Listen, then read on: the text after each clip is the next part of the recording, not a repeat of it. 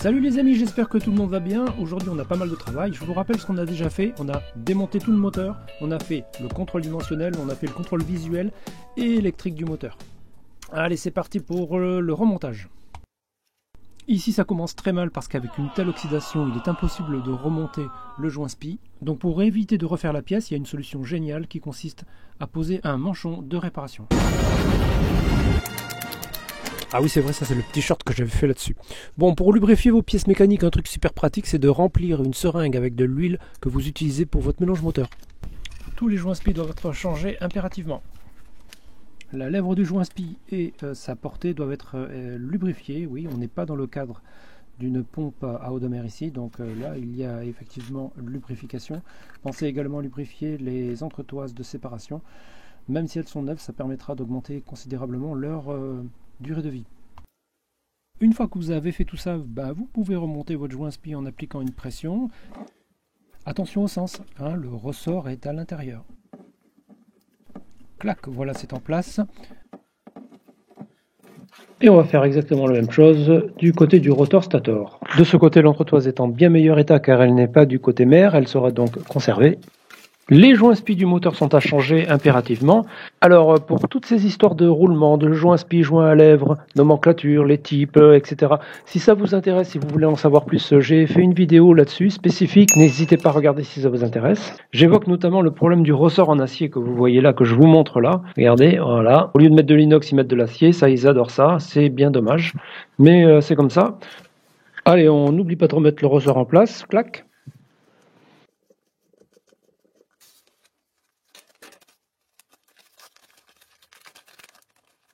Bon, là je vous montre les différences avant-après pour une entretoise, mais si vous voulez pas vous embêter, n'hésitez pas à en acheter une, c'est vraiment pas cher.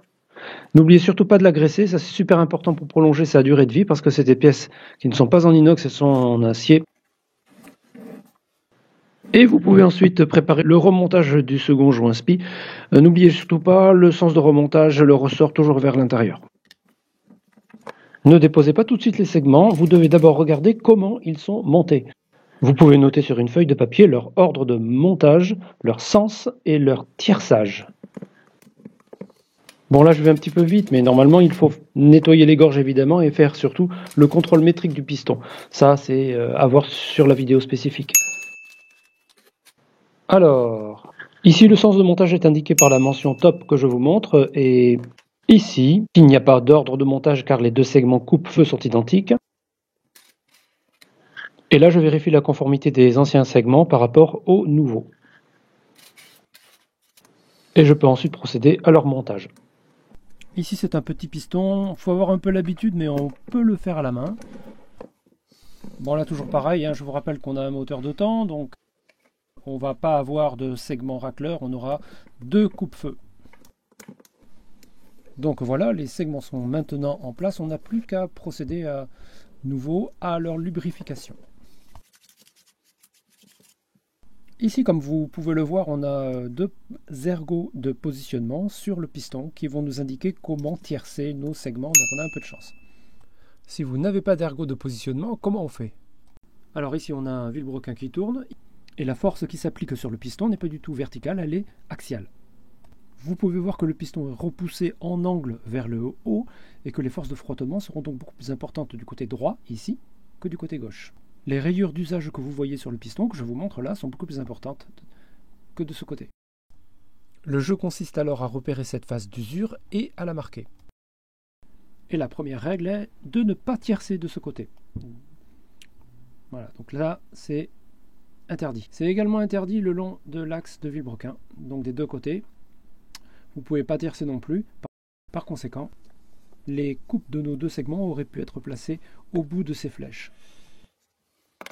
Allez, on continue avec le déglaçage du cylindre. On va le déglacer en utilisant un papier à l'eau de 1000-1500. Le but c'est quoi? C'est simplement de remater un peu la surface pour la rendre un peu abrasive. Là c'est évident qu'on ne va pas poncer la surface, mais par contre on va la déglacer pour lui permettre d'accrocher beaucoup mieux l'huile moteur. Donc on aura une lubrification de surface qui sera beaucoup plus efficace avec une surface très légèrement abrasive, mais c'est très important de faire ce geste. Bon là je poursuis les opérations de lubrification en utilisant les lumières de graissage, là comme on dit.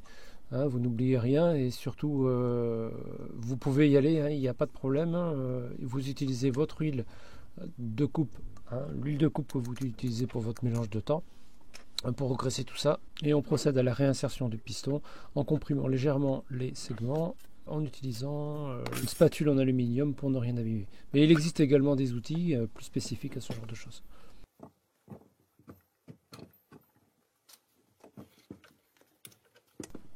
Allez, voilà, c'est en place, on enfonce tout ça.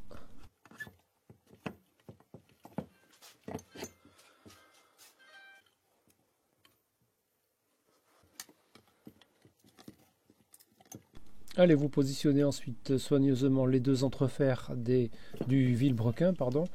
Vous voyez qu'il y a un petit ergot là de chaque côté qui doit être positionné dans sa gorge au bon endroit. Le joint SPI. Pour améliorer l'étanchéité, j'ai fait quand même un joint de carter. D'origine, ils n'ont prévu aucun joint, pas super.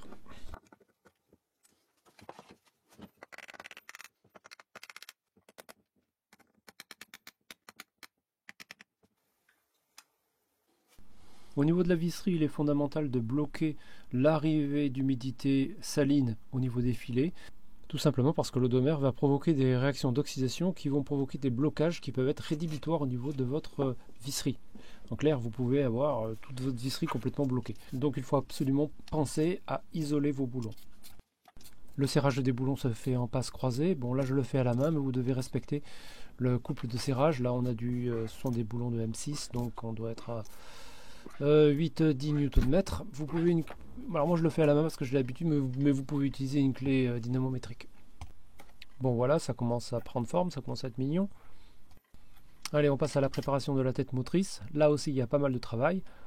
Il va falloir commencer à s'intéresser à tous les problèmes de corrosion qui sont une catastrophe pour tous nos signaux électriques. Là en l'occurrence on a une mise à la masse de l'émetteur d'impulsion.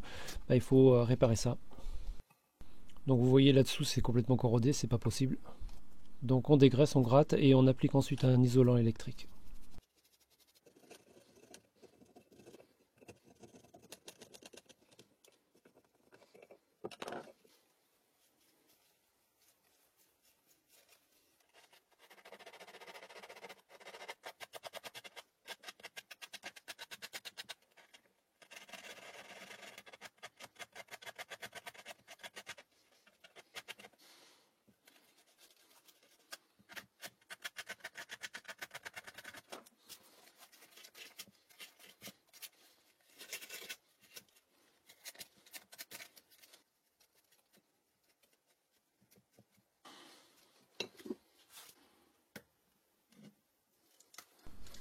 Voilà, on finit par l'isolant.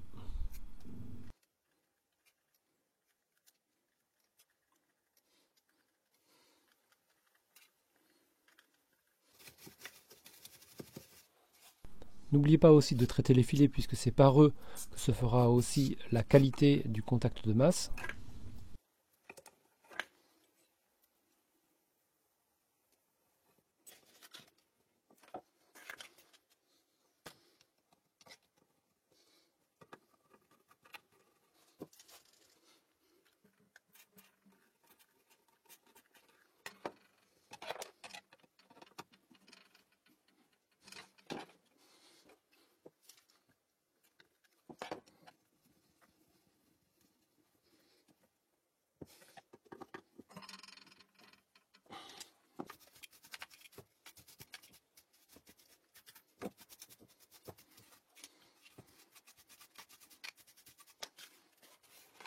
Bon, normalement au niveau du stator et du rotor, les aciers qui sont utilisés sont quand même plus résistants à la corrosion, mais vous pouvez tout à fait les traiter avec votre isolant électrique.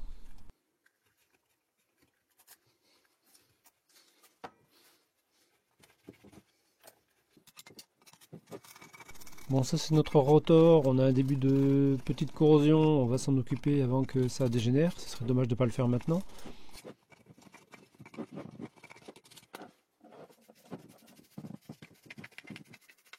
Voilà, vous dégraissez toujours avant. Vous évitez les solvants gras, donc à l'acétone c'est parfait. Voilà, vous appliquez votre anti-rouille habituel. Moi, là en l'occurrence c'est un Frametto, mais j'ai Je préfère largement la Férose, qui donne de bien meilleurs résultats en milieu marin.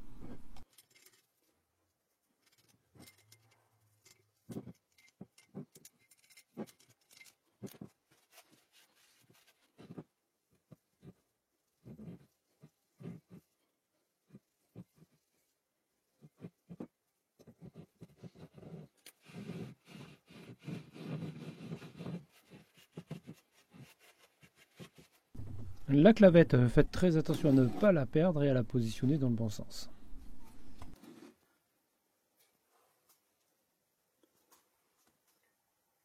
Graissez toujours la fusée, ça se fait avec une graisse marine. Ceci pour favoriser le démontage dans quelques années si c'est nécessaire. Faites attention au passage de ce fil. Voilà, tout est clair. Donc vous pouvez repositionner le rotor en prenant soin que la gorge que vous voyez là soit bien en face évidemment de la clavette.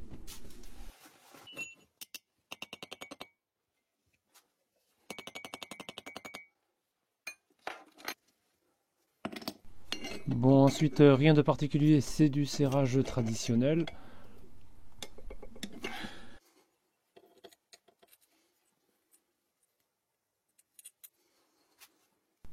La cloche du lanceur.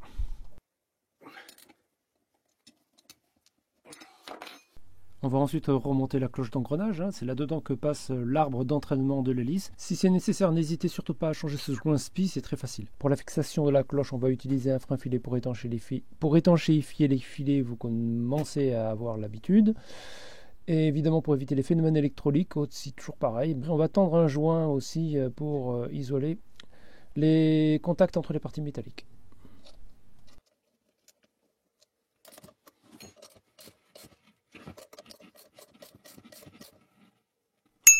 Allez, on passe au lanceur, on vérifie la fixation du mécanisme et on procède à son accouplement comme d'habitude.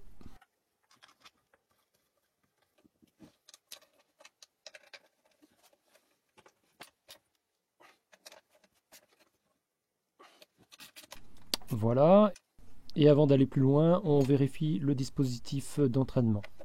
Impeccable. Allez, on passe à la préparation du fût. Il y a une grosse partie de nettoyage, vous l'avez compris. Je vous conseille de commencer au White Spirit et de finir au liquide frein et de sécher à l'air comprimé. Voilà, c'est quand même plus sympa. Le plomb de joint de la tête motrice est dans un alliage qui permet d'être résistant à la corrosion. Par contre, côté fût, vous avez un revêtement anti-corrosion. Faites très attention à ne pas l'abîmer. Ça, par exemple, c'est un petit défaut local mineur que l'on peut accepter. Après la préparation du fût et la préparation de la tête motrice, on s'attaque à la préparation du carburateur. On remonte le gicleur, le tube d'émulsion. Je lubrifie un petit peu les filets avec l'huile qui va bien. Je vous rappelle que le carbu est passé évidemment au bac à ultrasons, hein, ça vous l'avez déjà vu dans une autre vidéo. Monsieur Flotteur et son pointeau.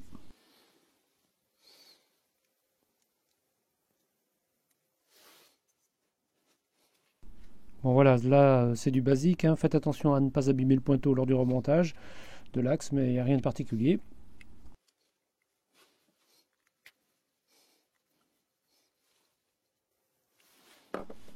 Là je vérifie la liberté du fonctionnement du flotteur.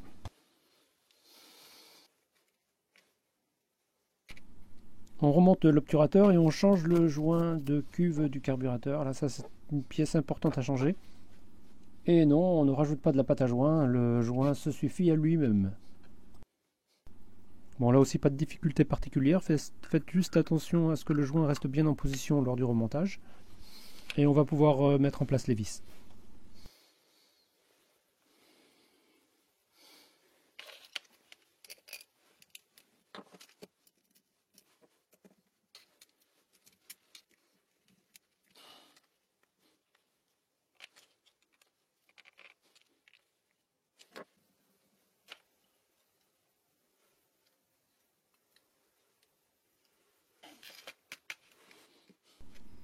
Allez, les derniers obturateurs et leur plaque de maintien, et je crois qu'on a terminé.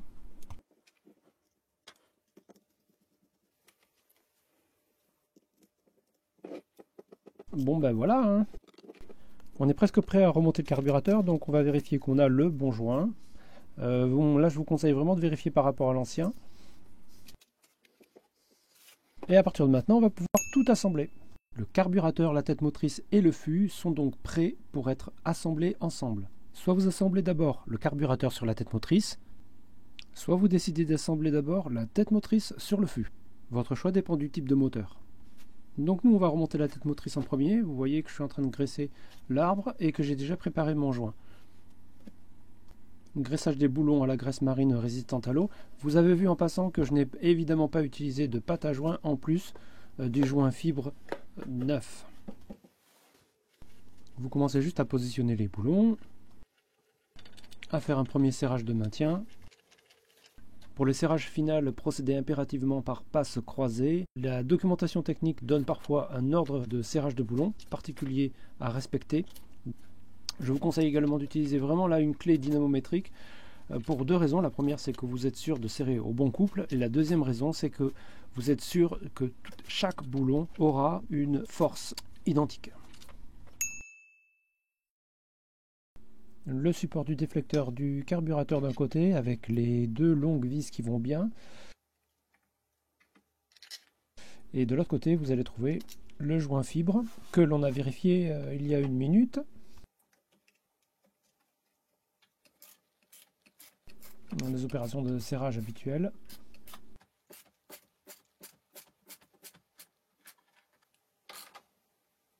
Voilà, notre carburateur est maintenant assemblé sur la tête motrice et qui elle-même est assemblée au fût. On a commencé à bien avancer.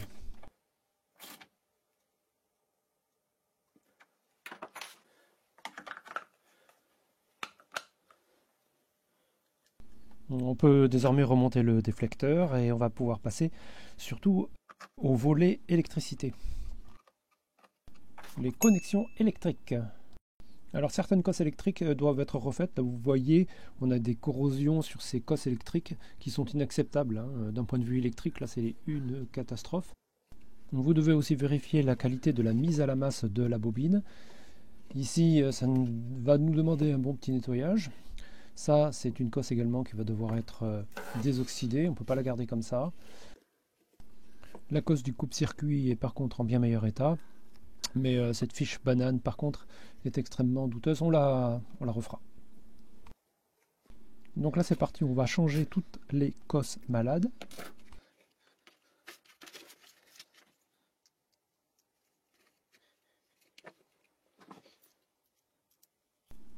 Ici, on a la corrosion saline qui a même réussi à attaquer les fils de cuivre. Donc on a dû désoxyder les conducteurs des fils électriques avec un peu de papier de verre avant de faire la soudure. Les soudures sont un peu plus fragiles aux vibrations, c'est vrai, mais par contre en milieu marin, les soudures permettent d'éviter complètement le retour du verre de gris sur vos connecteurs électriques. Et ça, c'est un gros avantage.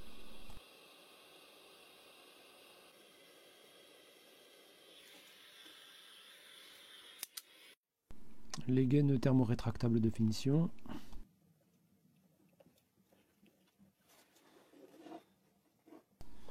Allez, voilà, c'est fait, c'est quand même plus sympa comme ça. On va pouvoir préparer la bobine d'allumage au remontage. On nettoie les contacts, on dégraisse. Tout ce qui participe au contact électrique doit être évidemment dégraissé, dérouillé, nettoyé. C'est le cas aussi des boulons, hein, évidemment, puisque là, on a un débit de corrosion, donc on nettoie. On va les traiter avec un petit coup d'isolant diélectrique.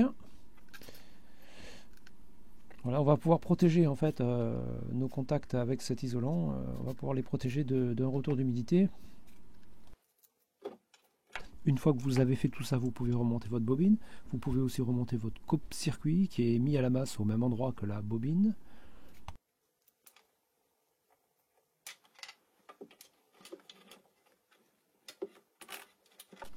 Allez, on boulonne tout ça correctement.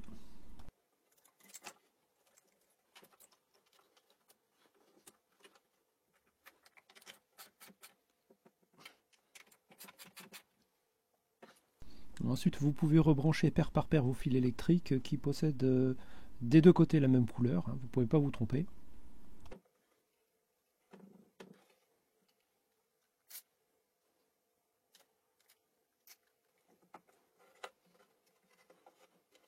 Vous avez vu que toutes ces fiches bananes sont protégées par des capuchons en plastique d'étanchéité. Ça c'est très important aussi de les remettre en place. Là, il est aussi temps de remettre en place la bougie, une bougie toute neuve que vous aurez préalablement huilée. Et serrée avec un serrage angulaire ad hoc, en l'occurrence c'est point de contact plus un quart. Bombe contact dans l'antiparasite plus séchage, ça vous l'avez pas vu. Attention, si votre moteur de temps est équipé d'une durée de transfert, il faut que je vous montre quelque chose de très important. Si vous ne voyez pas ça, tout ce que vous avez fait aura été fait pour rien parce que votre moteur ne pourra jamais marcher correctement. Voire pas marcher du tout. Pour une raison simple, c'est que le mélange à essence ne sera pas aspiré dans votre cylindre. Donc on va évidemment remplacer cette vieille durite toute pourrie par une durite bien neuve et bien fraîche. Bon, vous préparez vos colliers et vous allez replacer votre durite sur les deux tétines, le raccord d'aspiration, le raccord bas moteur. Et là j'ai fait volontairement une énorme connerie, j'espère que vous allez pouvoir trouver laquelle.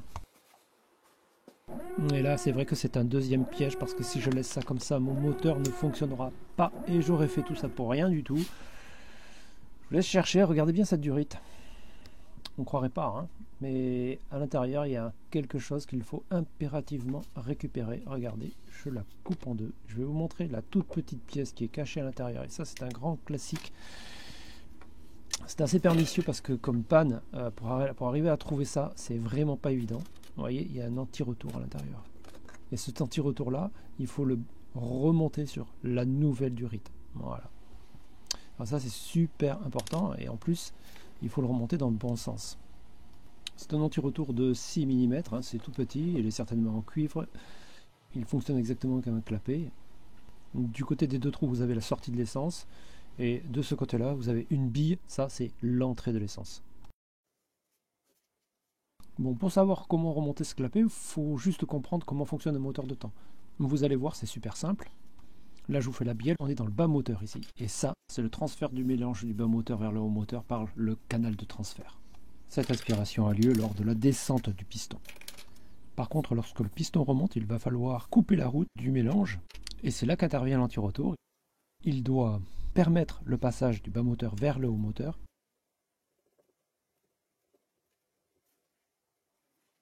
Mais par contre, il doit bloquer le passage du haut moteur vers le bas moteur. En l'occurrence, la bille sera du côté bas moteur ici. À partir de maintenant, vous pouvez préparer votre durite. Voilà, j'ai mis un peu de graisse silicone parce que j'avais vraiment du mal à le rentrer.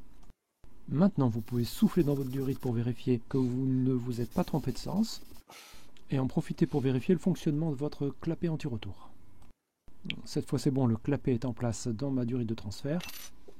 La durite de transfert et son clapet peuvent donc être remontés sur le moteur, à condition de ne pas se tromper de sens évidemment. Et cette fois c'est bon, c'est bien en place. Bon, vous avez vu, je vais en profiter également pour changer les anciennes durites. Hein. Elles sont devenues trop dures pour les manchonner, c'est pas évident, donc je vais les changer. On change évidemment le filtre à essence, c'est indispensable là. Toujours les petits colliers qui vont bien.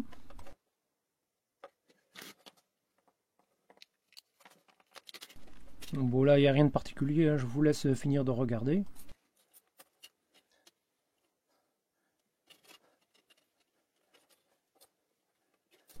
Bon voilà la ligne de filtre à essence.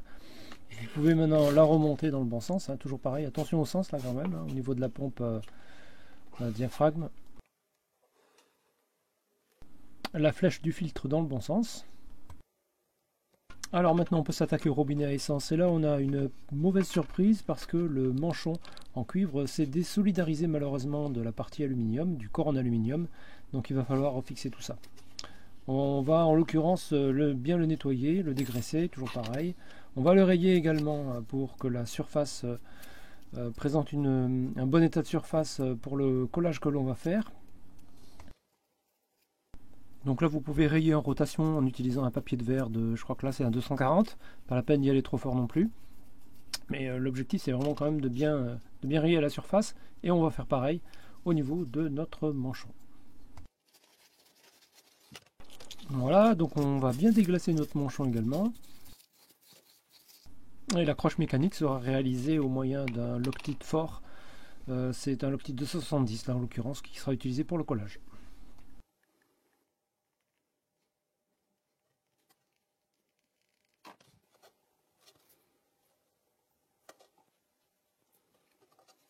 Bon voilà, ça va, là ça rentre à fort, il faut que ça rentre à fort.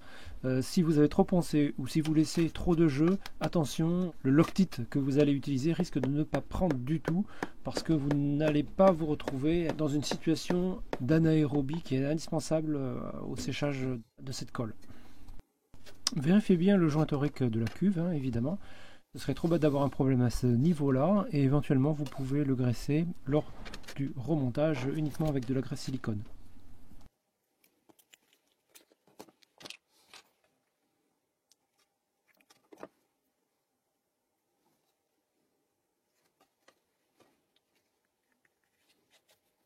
Bon voilà, notre robinet est prêt. Vous ne l'avez pas vu mais j'ai laissé 24 heures pour le temps de séchage de la réparation. On peut commencer donc on peut commencer à le remonter.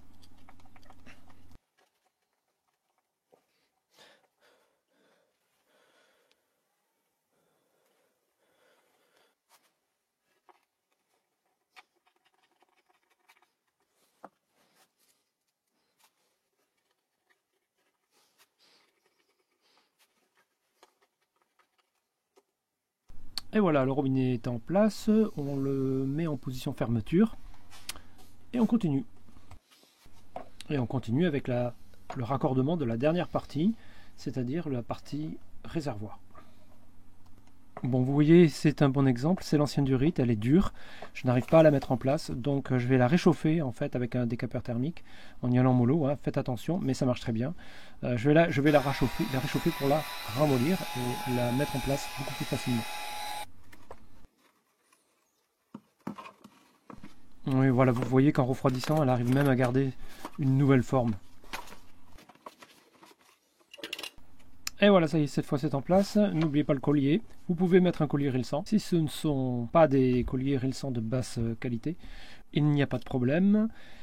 N'oubliez pas non plus évidemment de finir de boulonner votre réservoir avec les deux boulons de chaque côté. Voilà.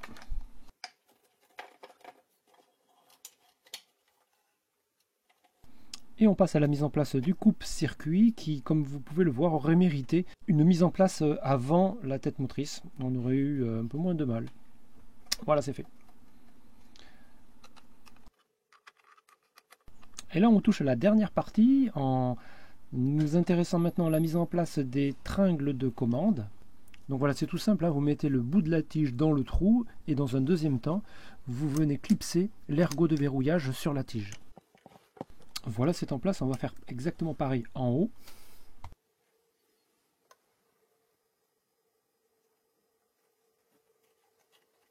Et ici on a une petite variante, il faut présenter la tige face au clips, elle se clipsera en l'enfonçant.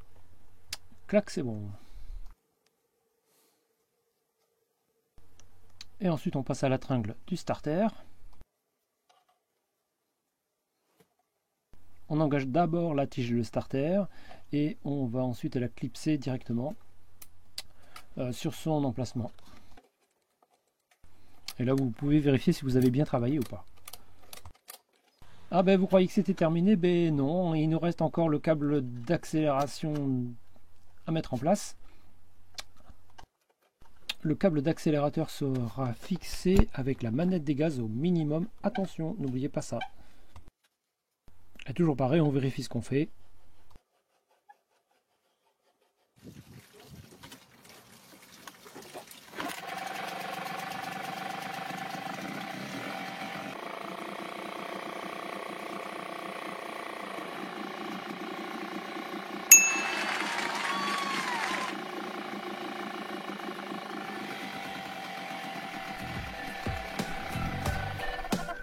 Voilà, ça y est, c'est fini. Ben, écoutez, merci à tous pour votre lecture. J'espère vraiment que ça vous a plu. Et puis vous pouvez toujours surveiller ma chaîne parce que je vais mettre en ligne très prochainement de nouvelles vidéos. A très bientôt.